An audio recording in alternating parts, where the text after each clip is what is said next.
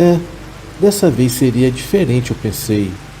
E lá estava eu, sem dinheiro, sem trabalho, no meio do nada e morando em uma casa realmente assustadora e assombrada.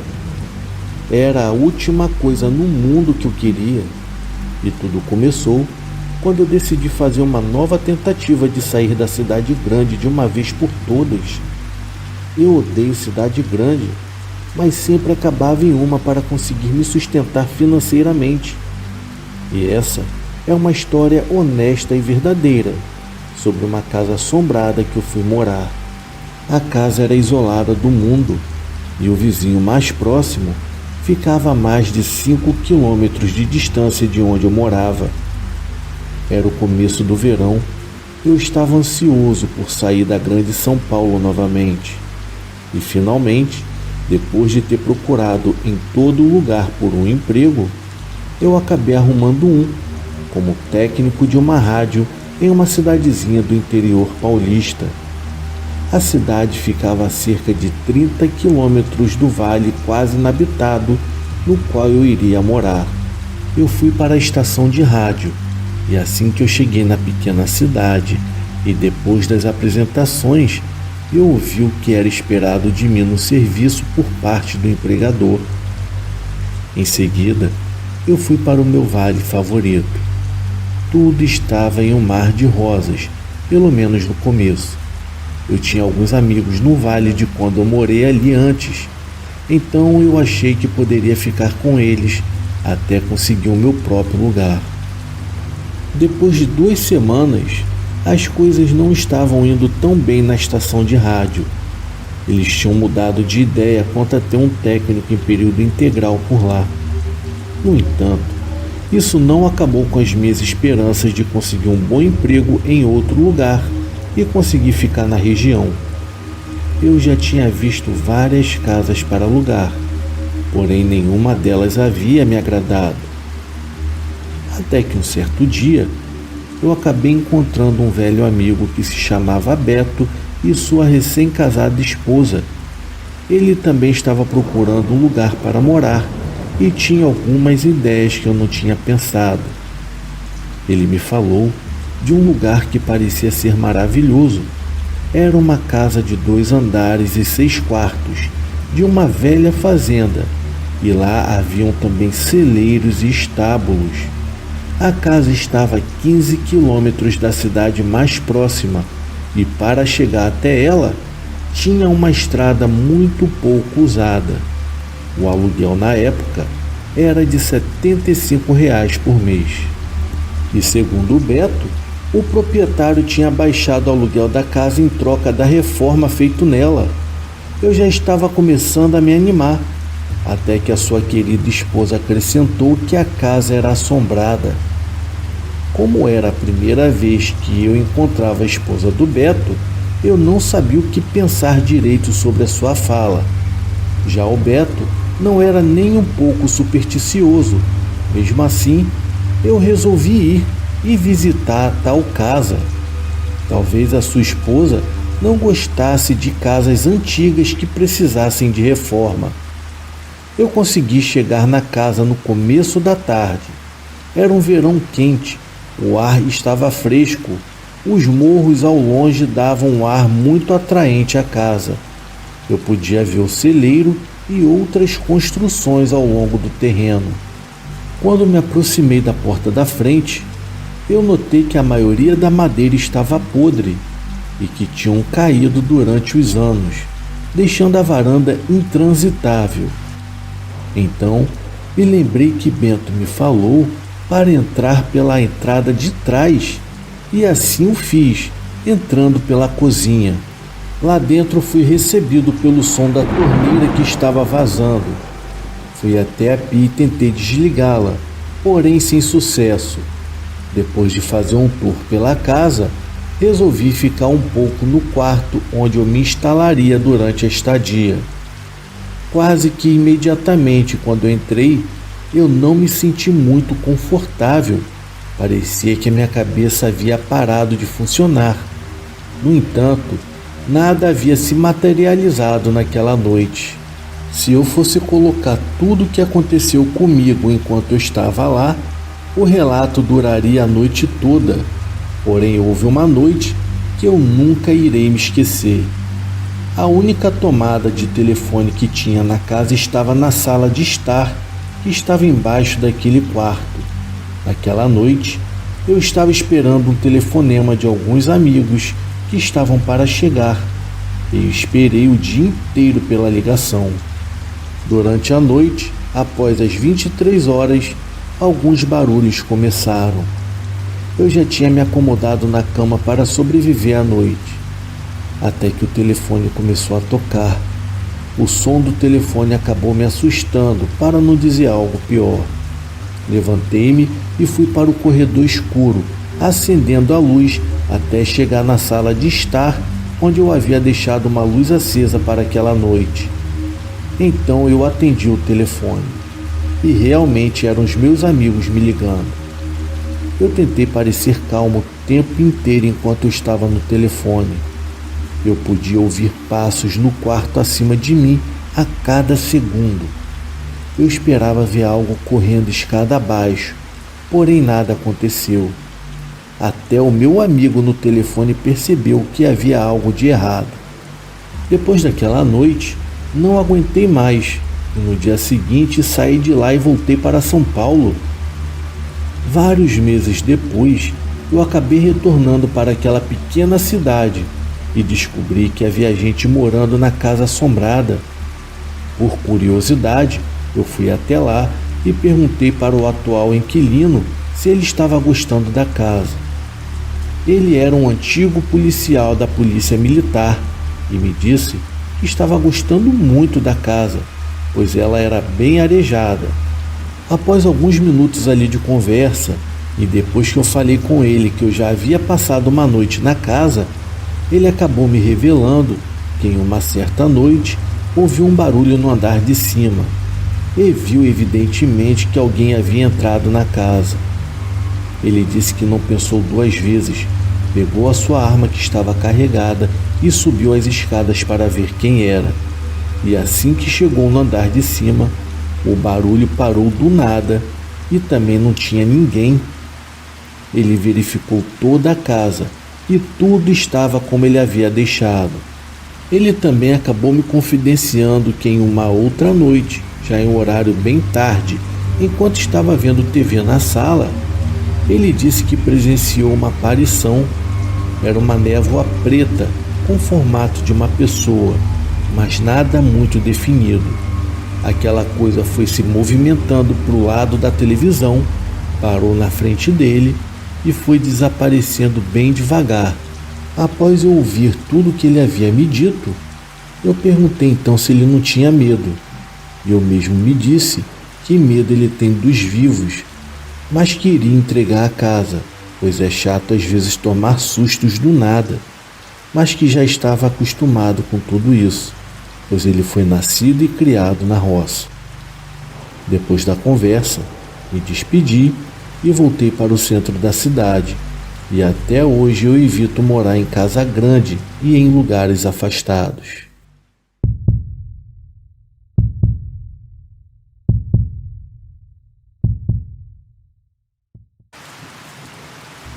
A Sexta-feira Santa é de penitências, rezas e vigílias, e durante a semana, os fiéis se envolvem com os mistérios sagrados dessa data, mas também é um lugar para outros mistérios menos religiosos e mais assustadores.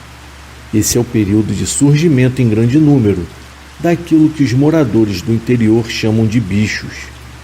Mas nós não estamos falando de animais, e sim de seres da quaresma, mulas sem cabeça, lobisomens e almas penadas, que ficam bastante atiçados, pois sabem que o período de quaresma está chegando ao fim e logo terão que retornar para o lugar de onde vieram.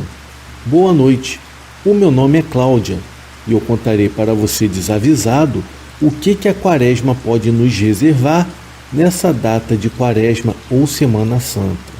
Quando eu era mais nova, a minha época era bem diferente de hoje em dia. A Semana Santa realmente era algo muito respeitado. Evitávamos brigar ou discutir, e se um palavrão acabasse saindo por descuido, se fazia o sinal da cruz e em seguida pedia perdão bem baixinho. Eram outros tempos. Um caso que ficou muito famoso onde eu morava, porém eu não tenho muitos detalhes sobre esse ocorrido, pois as conversas foram de boca em boca e ninguém sabe se realmente é verdade ou não, mas posso garantir que na época todo mundo ficou apavorado. E foi o seguinte: a época de Quaresma por si só já nos deixava com muito medo. Diziam que era uma época em que as assombrações e bichos saíam para assustar os vivos. E lá em casa, apesar de ninguém nunca ter visto, todo mundo acreditava. Primeiro eu irei contar o caso de um padre. Bom, havia um padre conhecido de todos. Ele rezava as missas na capelinha já há alguns anos, até que um certo dia o mesmo acabou falecendo. Passaram-se algumas semanas até que a próxima Sexta-feira Santa chegou e um vizinho no meio da noite começou a gritar apavorado. Escutamos o barulho dos tiros da espingarda e todos saíram para acudir o homem. Ele estava de pé e com os olhos arregalados, e demorou um tempo para ele contar o que realmente havia acontecido de fato. Ele havia acordado no meio da noite com barulhos no telhado. A sua família ficou com muito medo, pois as casas eram todas feitas somente com telhas de barro e não havia laje, e assim era muito estranho alguém que conseguisse subir ali em cima, seja por qualquer motivo. Ele pegou a sua espingarda e saiu para fora já temendo por alguma assombração ou algo de outro mundo. Enquanto isso, a mulher e os filhos rezavam, o que não foi surpresa para ele, quando no quintal ele deu de cara com um lobisomem sobre duas patas, tal qual uma pessoa comum anda. O estranho da história dele é que, segundo ele, o lobisomem carregava um colar com crucifixo, igual ao que o padre usava. Ele então puxou o gatilho e o bicho correu para o meio do mato e sumiu. As pessoas ficaram meio que desconfiadas com a história e acreditavam que poderia ser um bicho qualquer que havia aparecido. Mas quando ele falou do crucifixo, pensaram que ele poderia ter inventado a história. Afinal, o padre sempre foi uma pessoa gentil e dedicou a sua vida inteira à igreja, e não havia por que tal criatura do inferno usaria um símbolo religioso. O que foi uma grande surpresa para a população local é que nos dias seguintes à Páscoa, mulheres começaram a aparecer na igreja grávidas ou já com filhos pequenos do padre, pois o sacerdote da capelinha havia feito mais de 10 filhos enquanto vivo, ludibriando as moças e lhes prometendo um lugar no céu. A história acabou se espalhando, e o que se conta hoje em dia é que o padre excomungado havia sofrido um castigo divino, condenado a jamais descansar, queimando assim no fogo do inferno, e só voltando à terra na forma de uma criatura assustadora, a qual jamais será digna de afeto, somente causando repulsa naqueles que para ele olhar. A outra história que eu tenho para contar também envolve a Quaresma, e no caso era contada para mim pela minha avó. Bom, se no meu tempo a nossa cidade já era minúscula, imagine no tempo da minha avó, pois todas as ruas eram de barro, exceto a rua principal, que era a rua onde ficava a prefeitura, a igreja, a escolinha e o mercado. Essa rua era feita não de asfalto, mas de grandes pedaços de pedra que eram encaixadas parecidas com paralelepípedo. E ali perto morava uma senhora viúva já de idade, que era conhecida como Dona Pretinha. O seu marido havia morrido de malária anos atrás e ela teve que criar o filho desde pequeno e sozinha. Porém, conforme o menino ia crescendo, o mesmo estava ficando rebelde e respondão. Diziam até que pelo fato dele não ter tido um pai em casa para falar firme com ele, acabou deixando ele com o rei na barriga. Como se costumavam dizer que é aquele tipo de pessoa que se acha melhor do que as outras. Conforme ele ia crescendo, o maldito começou não só a xingar, mas também bater na mãe. E quando tinha por volta dos seus 18 anos, ele sumiu e não apareceu mais. Perguntaram então para a dona Pretinha se ela sabia o que havia acontecido com o filho dela. E ela sempre respondia que não sabia dizer, mas contou que já estava cansada de tanto apanhar dele e que acabou lhe jogando uma praga.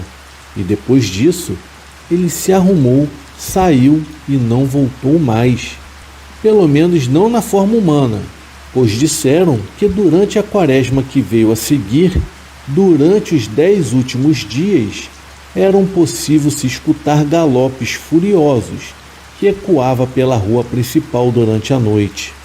Os corajosos que colocavam a cabeça para fora acabaram vendo o bicho que eles chamavam de fogo corredor. E conforme os dias avançavam e o final da quaresma se aproximava, era possível se avistar correndo por quintais e plantações.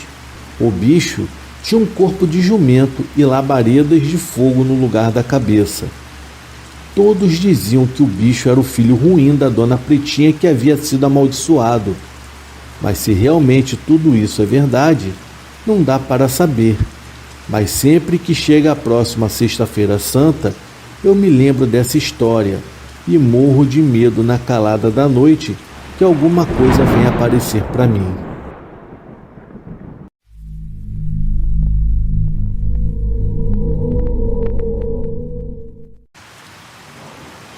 Boa noite a todos. O meu nome é Inácio.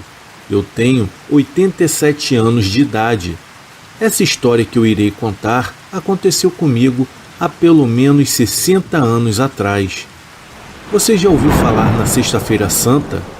Bom, para muitos é somente um feriado, porém para os católicos é algo sagrado e de muito respeito.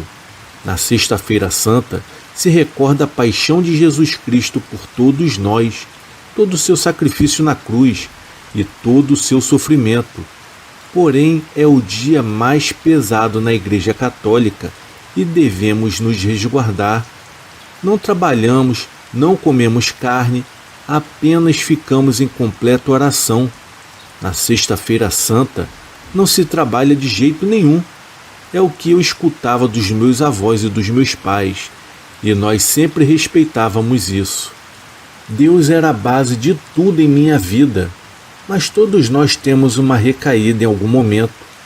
Eu só não imaginava que algo sobrenatural e horripilante aconteceria no momento da minha recaída. Com 26 anos de idade eu me casei e logo tivemos um filho chamado Diogo. Ele foi uma bênção em nossas vidas, porém, algo terrível estava para acontecer. Nós morávamos na roça e tinha uma igrejinha católica no pé do morro que frequentávamos todos os domingos. Chegando na Semana Santa, tinha missa todos os dias na igreja e logo na segunda-feira já fomos para a igreja. Diogo era novinho e estava de colo ainda, mas mesmo assim nós o levávamos. Não poderíamos perder a Semana Santa. Após a missa estávamos voltando para casa a pé mesmo, pois não era muito longe. Eram por volta das 8h30 da noite. E durante o caminho, eu notei um carro parado na beira da estrada. Ele estava com a metade na estrada e a outra metade para dentro do mato. Nessa hora eu perguntei à minha esposa: "Meu bem, não parece ser o carro do padre?" Pois ela foi e acenou com a cabeça, no sinal de sim, pois o carro balançava muito. Eu achei aquilo muito estranho. Então eu disse para minha esposa ficar com o Diogo no meio da estrada, enquanto eu iria ver o que estava acontecendo de fato. Quando eu cheguei próximo ao carro e bati no vidro, eu não pude acreditar. O padre estava tendo relações com uma moça lá da igreja, e eu a conhecia. Meu Deus do céu, que bando de safados! O padre, quando me reconheceu, se afastou, ligou o carro rapidamente e pisou no acelerador, arrancando o carro com tudo. Mas ele não viu a minha esposa e o Diogo e acabou atropelando os dois. O Diogo não sobreviveu. Eu fiquei com tanta raiva da igreja e com tanta raiva daquele padre que a minha vida e a da minha esposa haviam acabado naquele exato momento. E tudo por culpa dos dois sem vergonhas. O padre foi preso e afastado da igreja. A lei foi cumprida, mas o Diogo, infelizmente, continuava morto. Eu não tinha mais o meu filho e já não tinha mais fé em Deus. Eu tinha muita raiva. Nós estávamos lá rezando e adorando a Deus. Como Ele permitiu que isso pudesse acontecer? Bom, nós nos afastamos da igreja. E quando chegou a Semana Santa do ano seguinte, e para afrontar a Deus, eu fiz questão de trabalhar, como se fosse qualquer dia normal. E assim foi durante todo o dia. E quando eu cheguei em casa, me bateu aquele cansaço tão forte, como se eu estivesse trabalhado por algumas semanas seguidas, e sem nenhum descanso sequer. Eu tomei um banho, jantei e disse para minha esposa que eu já ia dormir, pois eu não estava aguentando de tanto sono. Mas durante aquela noite de Sexta-feira Santa, algo cabuloso aconteceu. Eu acordei com barulhos de martelada na cozinha. A minha esposa já estava dormindo. Eu a cutuquei, mas ela não acordou. Então me levantei lentamente, peguei a cartucheira em cima do guarda-roupas e fui até a cozinha. Estava tudo muito escuro. Eu não acendi luz nenhuma. A lua estava cheia e a sua luz silenciosa iluminava o ambiente através da janela. Havia uma cruz de madeira lá no quintal, de mais ou menos uns 3 metros de altura. Havia um homem todo ensanguentado, com uma coroa de espinhos na cabeça. E o mesmo estava sem suas roupas. Ele estava com uma veste branca que cobriam suas partes íntimas, como se fosse uma fralda. Ele estava terminando de pregar a cruz. Naquele momento, o meu coração disparou. Ele respirava muito alto, parecia estar com muita raiva. Notando a minha presença, ele se virou para mim. Os seus olhos eram brancos, pois era o rosto de Jesus, mas eu não o via como algo sagrado, pois sua face estava demoníaca, e em um passe de mágica, ele apareceu do meu lado. Então ele pegou no meu pulso e me ergueu com a força sobrenatural e me arrastou até a cruz, para o lado de fora. A sua risada era diabólica. Encostou a ponta do prego na palma da minha mão e começou a martelar. Foi uma dor que eu nunca havia sentido antes em toda a minha vida. A dor foi tão forte que o meu braço dava pequenos choques. Então eu comecei a gritar desesperadamente. E eu disse: "Meu Deus, me salva desse lugar, por favor. Eu preciso de você, me ajuda." Foi então que nesse momento que a cozinha foi tomada por um clarão. Em seguida eu escutei o choro do meu filho Diogo, que estava ecoando pelos cômodos.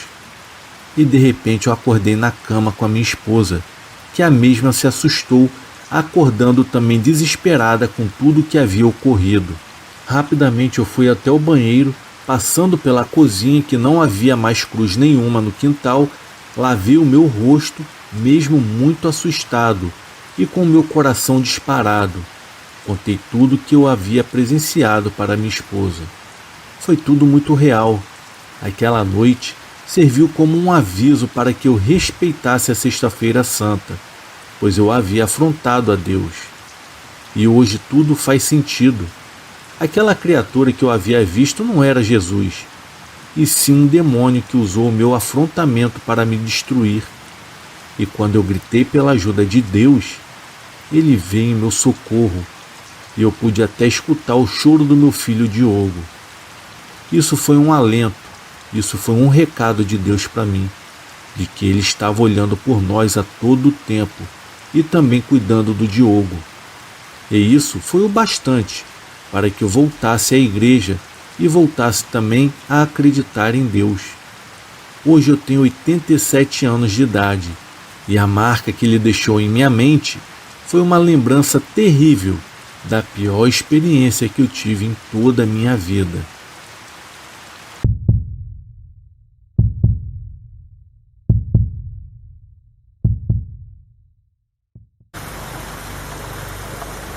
Olá, boa noite a todos. Venho aqui contar o meu relato. Eu me chamo Edgar Pinheiro, tenho 31 anos de idade e moro em Taquatiara, uma cidade do interior do Amazonas. Venho contar uma experiência assustadora e tenebrosa que eu vivi durante uma viagem saindo de Itacoatiara e indo para Porto Velho, em um serviço de caminhão pesado. Nunca irei me esquecer. Foi uma quarta-feira pela manhã, quando meu amigo me ligou perguntando se por acaso eu aceitaria um serviço para ajudar na construção de uma pequena ponte de pedra, mas no interior de Porto Velho. Na hora eu pensei, tá maluco? Porto Velho fica a mais de 900 quilômetros daqui de Itacoatiara. Ele não tem mais a quem pedir ajuda não? Porém ele continuou a dizer, Ei, Edgar, a gente precisa de tu. A tua picape é forte e vai ser mais fácil usar ela do que um caminhão. Se tu vier daí até aqui em Porto Velho, leva só uns 5 dias. Bora, amigo. Pelos velhos tempos, prometo que você vai ser bem remunerado. Eu realmente não estava nem um pouco afim de pegar uma viagem gigante para ir mais para o interior. Ainda mais pela BR-319, que todos nós sabemos das condições que essa estrada se encontra. Mas eu também não podia deixar o meu amigo Alexandre na mão. Com certeza ele queria construir alguma coisa lá e precisava da minha ajuda. Então eu acabei aceitando seu pedido. Isso foi em uma quarta-feira e na quinta-feira eu já tinha que sair de Itacoatiara. Eu arrumei todas as coisas necessárias para uma viagem longa, como por exemplo água, muita água em uma pequena geleira, comida, uma espingarda, uma lanterna e um monte de apetrechos de conserto e construção. E principalmente eu verifiquei se a rã estava ok, pois com certeza a estrada iria quebrar as minhas molas. Peguei esse monte de coisas e coloquei na caçamba da picape. Só a geleira que deixei dentro da picape junto com as comidas. Quando foi na quinta-feira, eu já estava saindo de Itacoatiara e indo em direção a Manaus, a capital do Amazonas, pois primeiramente eu teria que passar pela ponte do Rio Negro e aí sim entrar na BR-319. Fiz todo esse trajeto. Eu enchi bem os 12 a 19 litros de diesel para rodar a estrada e fora mais outros litros que estavam guardados em galões na caçamba da rã. Então, na tarde de quinta-feira, eu estava entrando na 319. Como eu havia saído umas 6 da manhã, demorou muito para chegar. Então eu entrei e vi que a partir dali eu teria que ter muito cuidado para não atolar nos lamaçais. Mas até que a estrada não estava tão ruim assim, ao menos até o ponto em que eu estava dirigindo. Nesse dia, eu rodei mais de 267 quilômetros até o anoitecer. Eu continuava dirigindo um pouco durante a madrugada e quando eu ia dormir, eu fechava bem a caçamba da picape, trancava bem as portas e desligava o farol da mesma. Lembro que depois do primeiro dia dirigindo, a estrada começou a ficar terrivelmente degradada, cheia de atoleiro. Teve vezes que a picape quase atolou em diversos buracos com poças d'água. Eu tive muita dor de cabeça, mas como a picape era muito bruta, depois de um certo tempo, tudo começou a ficar menos estressante. Já com a lama respingando por toda a caminhonete, as rodas já estavam cobertas de barro e às vezes eu tinha que sair para tirar umas bolotas de barro que entravam na grade da picape. E foi assim por longos 5 dias. Porém, No penúltimo dia de viagem, antes de chegar a Porto Velho, aconteceu uma coisa macabra enquanto eu dirigia. Eram por volta de 2h30 da manhã por aí.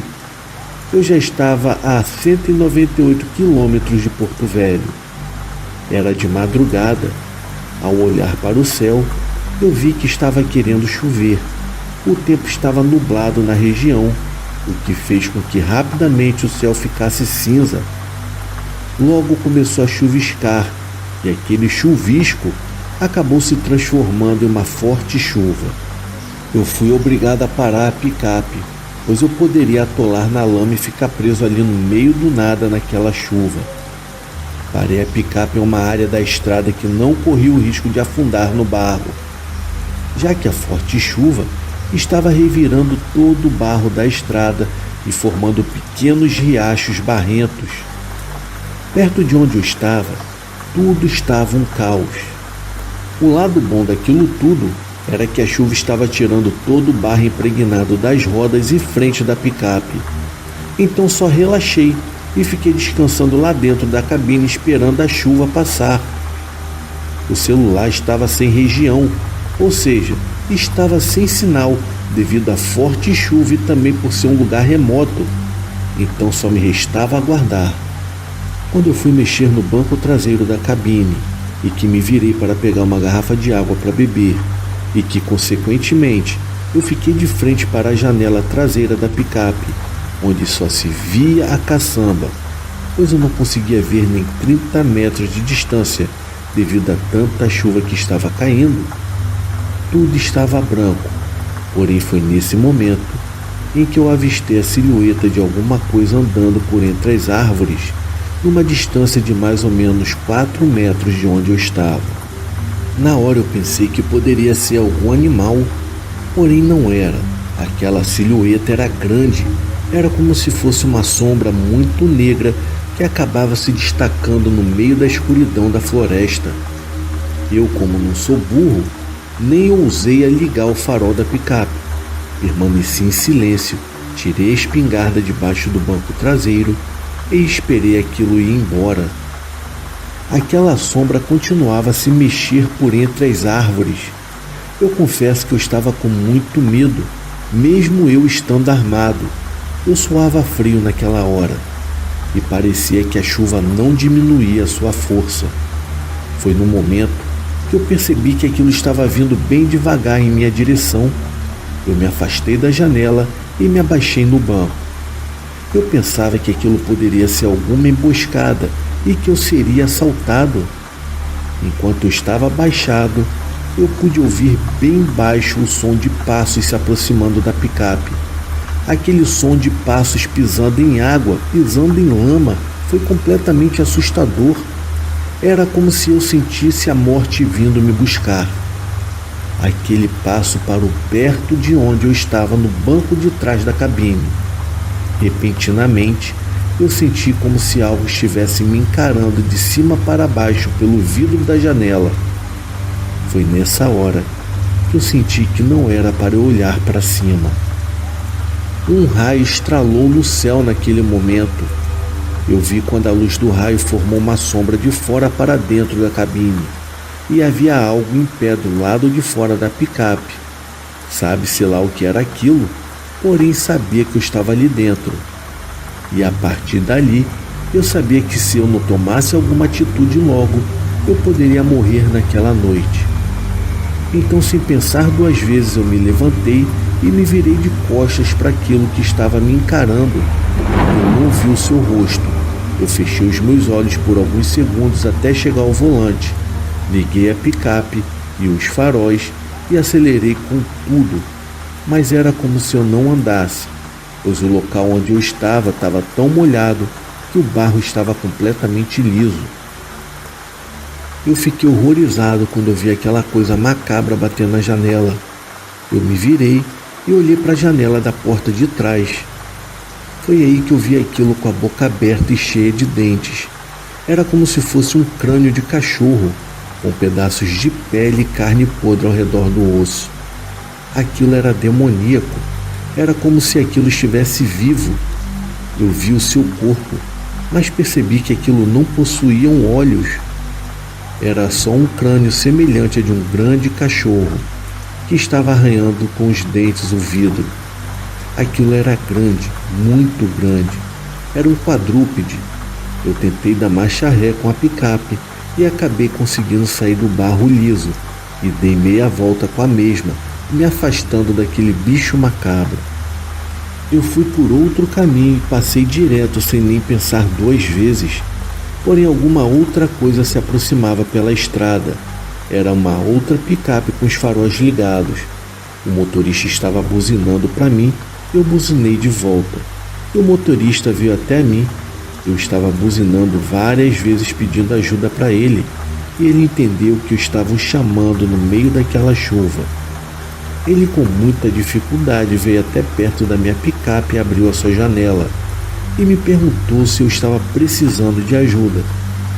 Foi aí que contei tudo o que havia acontecido a alguns metros à frente.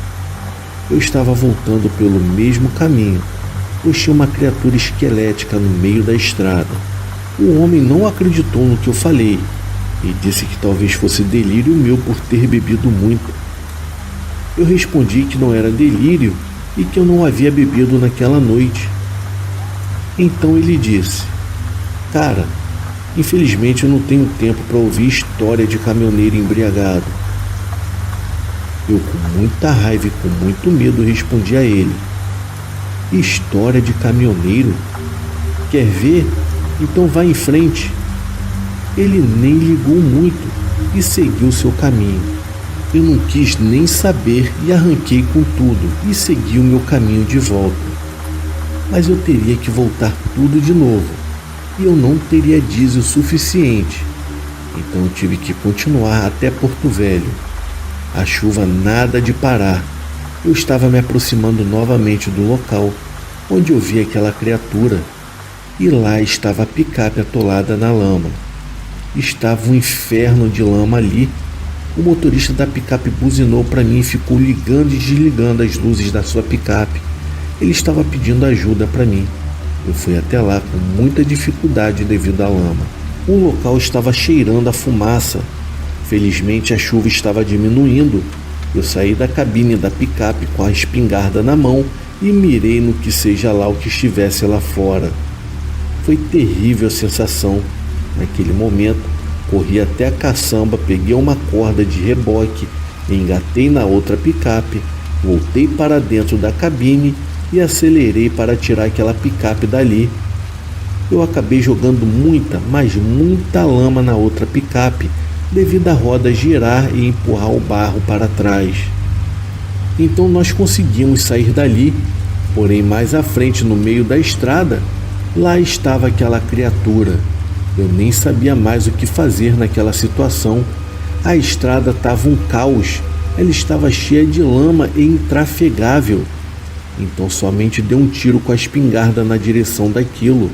Foi quando eu vi que a potência da bala estraçalhou o pulmão de osso daquela coisa, que logo em seguida fugiu para dentro da floresta. E o outro motorista estava desesperado ao ver aquilo. Sem pensar duas vezes, e somente em mim mesmo, acho que foi até um ato de egoísmo da minha parte. Eu desengatei o cabo de reboque e me mandei dali, deixando o homem sozinho. Eu não tinha o que fazer, era cada um por si. Essa foi a noite mais longa da minha vida. Faltavam somente 5 quilômetros para chegar a Porto Velho, mas parecia que esses 5 quilômetros não terminavam de tão assustado que eu estava e com tanta pressa. Eu cheguei depois de uns 9 minutos na estrada de asfalto. A picape estava totalmente coberta de barro e lama.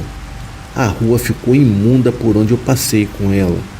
Eu estacionei um posto de gasolina, eu saí da picape e me sentei perto de uma lojinha de conveniência que naquela hora se encontrava fechada. Foi naquele local que o meu terror havia acabado. Depois dessa experiência, eu acho que eu fiquei umas 2 semanas lá, me recuperando desse trauma e criando coragem para voltar para Itacoatiara. No final, eu realmente ganhei o que o meu amigo havia prometido para mim, mas de quebra, eu acabei vivenciando todo aquele terror.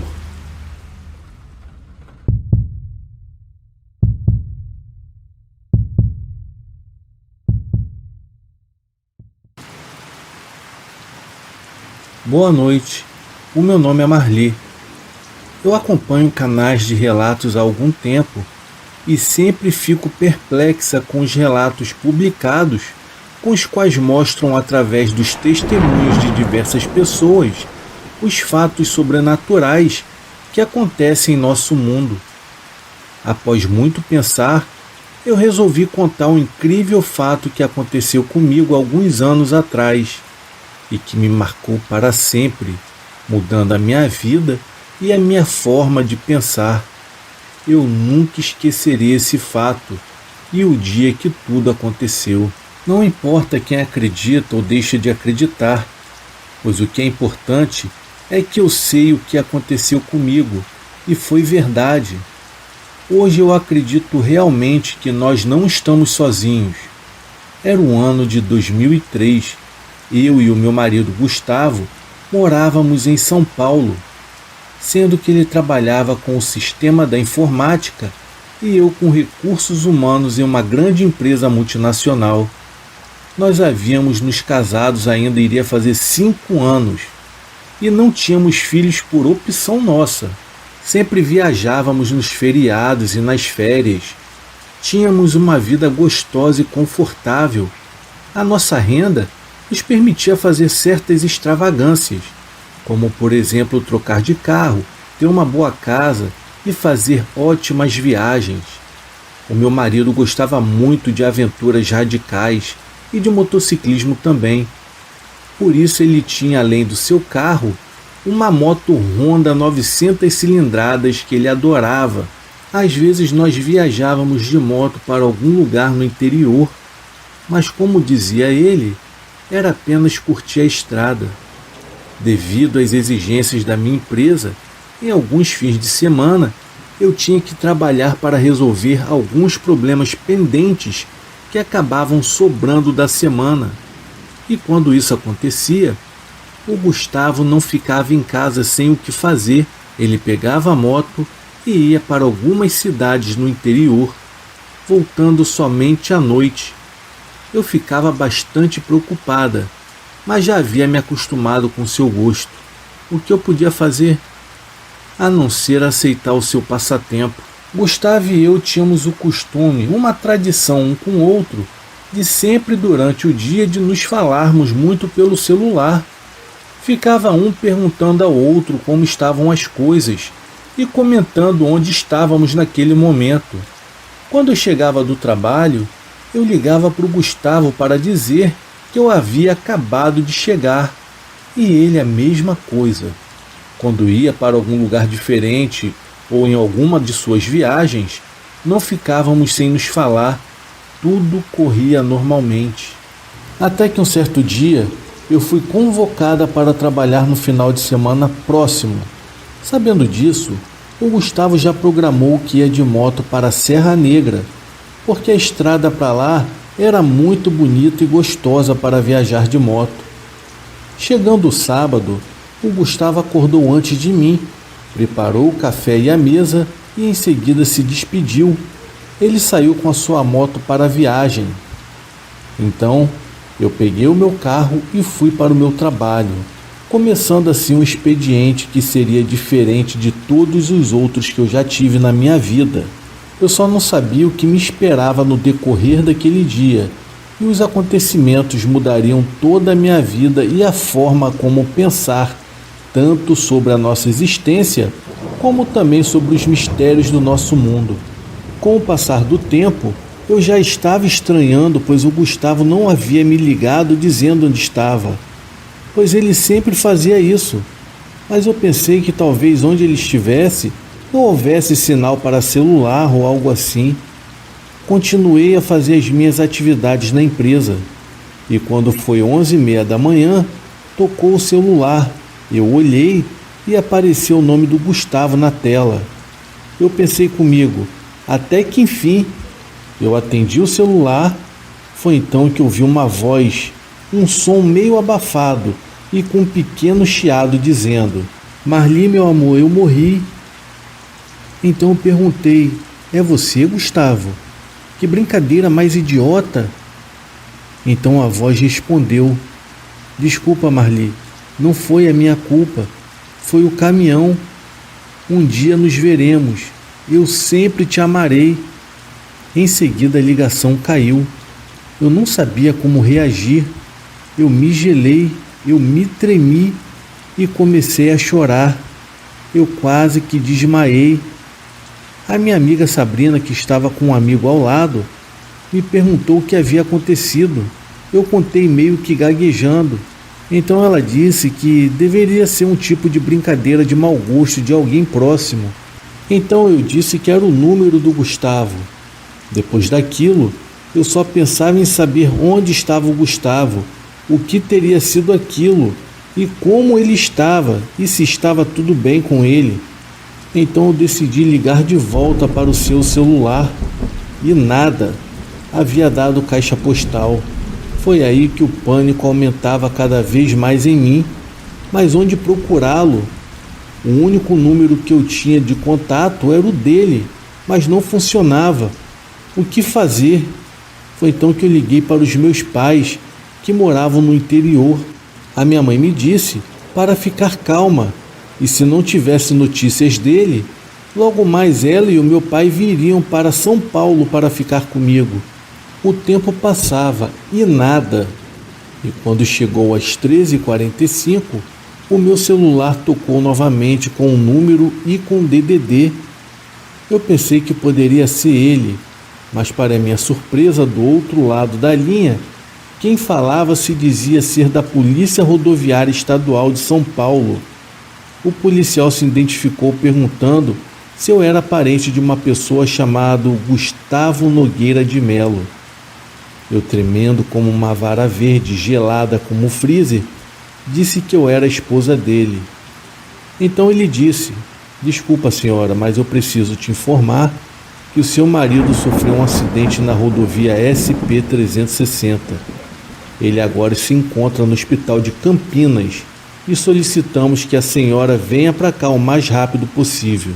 Eu desabei naquele exato momento e eu não sabia mais o que fazer. Eu não tinha condições de nada naquele exato momento. Nessas horas, como é bom ter amigos. Vendo a situação, Sabrina, minha amiga, conseguiu um carro da empresa e, juntamente com mais um amigo, o Raul, fomos para Campinas. Eu estava louca para saber sobre o Gustavo. Será que o acidente foi grave? Como estaria ele? E chegando em Campinas, foi fácil encontrar o hospital. Adentrando no hospital, fomos recepcionados por um capitão da polícia rodoviária e por um médico muito atencioso. Foi então que eu perguntei sobre o meu marido. Como está Gustavo? Eu perguntei. Então, para minha completa tristeza, desconsolo e espanto, o médico me disse que o Gustavo, o meu marido, havia chegado em óbito no hospital e que não puderam fazer nada para ajudá-lo. Nesse momento eu desmaiei e apaguei e acordei algum tempo depois em uma maca, com a Sabrina e o Raul do meu lado. Após me recuperar um pouco, eu quis saber o que houve. Então o policial me contou que o meu Gustavo estava com sua moto na rodovia SP-360, quando em uma curva ele acabou colidindo violentamente com um caminhão que estava ultrapassando um outro na pista contrária. Eu perguntei a que horas que aconteceu o acidente. Então o policial me disse que foi mais ou menos umas 11h30 da manhã. Então eu pensei comigo, mas como? Então quem ligou? Quem estava com o celular do Gustavo na hora do acidente? Eram tantas das perguntas e dúvidas, mas eu estava completamente fora de mim. Parecia um filme, tudo aquilo passando. Algum tempo depois, os meus pais chegaram e foram fazer os preparativos para o translado do corpo e o que mais seria necessário. 2 dias depois foi o sepultamento do meu querido Gustavo. E alguns dias depois do sepultamento, a Sabrina, minha amiga, foi até a minha casa fazer uma visita e me entregar algo. Ela me disse que era algo desagradável, mas que era para mim. Era uma caixa e lá estavam os últimos pertences do Gustavo assim que ele havia chegado no hospital. Era o seu relógio, a sua carteira e algumas correntes que ele sempre utilizava e o seu celular. Eu me lembrei da ligação que eu havia recebido e fui conferir no celular do Gustavo para ver se foi dali que havia sido feita aquela misteriosa ligação para mim. Só que, para o meu espanto, o celular estava todo quebrado, completamente danificado, inclusive o chip. O chip também estava quebrado, então seria impossível alguém ter usado aquele celular para ter feito a ligação para mim. Então o que foi aquilo, eu pensei comigo. Eu fiquei perplexa, aquela voz do Gustavo, um tanto abafado com aquele chiado. Foi tudo muito estranho. O tempo passou e eu nunca mais fui a mesma pessoa. Eu até me mudei e hoje eu moro em Los Angeles, onde eu trabalho em uma empresa de telecomunicações. Eu ainda tenho comigo aquela voz da ligação dizendo: Marli, meu amor, eu morri, me desculpa. Marli, não foi culpa minha, foi o caminhão. Um dia nos veremos, eu tenho certeza disso. Para sempre te amarei. Era a voz do meu querido Gustavo, eu tenho certeza. Era como ele sempre fazia. Ele me ligou avisando o que havia acontecido com ele e ao mesmo tempo fazendo uma promessa e um juramento que um dia nos veríamos de novo. Sempre te amarei, Gustavo. Sei que a minha vida mudou, mas tenho você no meu coração, meu amor. Eu nunca me esquecerei. Foi esse acontecimento que transformou a minha vida. Hoje eu fico apenas esperando o dia em que eu e ele nos encontraremos novamente. Gustavo, eu te amo para sempre e sempre te amarei.